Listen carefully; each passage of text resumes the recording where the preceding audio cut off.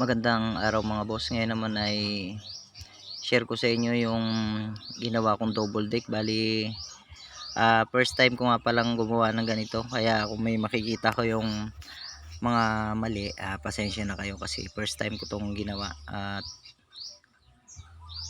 ganyan nga ang aking paggawa. Bali, wala akong idea kung paano siya anuhin. Basta kung ano lang naiisip kong tama, ginawa ko lang. Bali, yun. Sa mga hindi pa rin nakakagawa ng mga katulad nito, huwag kayong matakot subukan, lalo kung sa sarili nyong bahay. At inisip ko lang dyan, kung magkamali ako wala namang problema dahil bahay ko naman. At dyan, yung mga nakikita ko lang doon sa mga nagtatrabahong iba, ginaya ko lang yung pagsukat-sukat.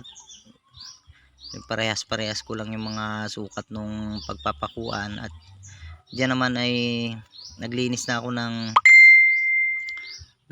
kawayan na pangsahig natin at natapos ko na yung frame nya at ipapako ko na siya dyan.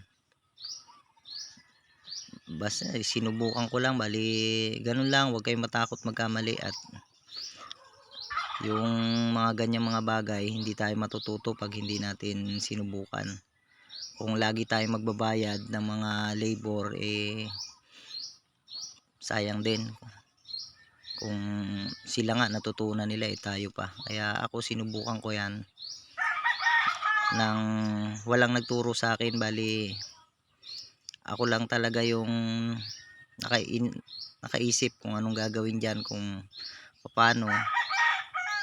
At yun, yan ang kinalabasan. Bali yun nga palang kinaano ko dyan, yung pinaglagarian ko na medyo magaspang. Bali kinaskas ko. At yan na nga yung hagdanan natin. Gaya-gaya lang din ako kung ano yung sa paggawa ng hagdanan. Bali buti may level bar ako. Yun, pinapantay ko lang doon sa level bar. Tapos yung hakbangan niya, sinukat ko lang.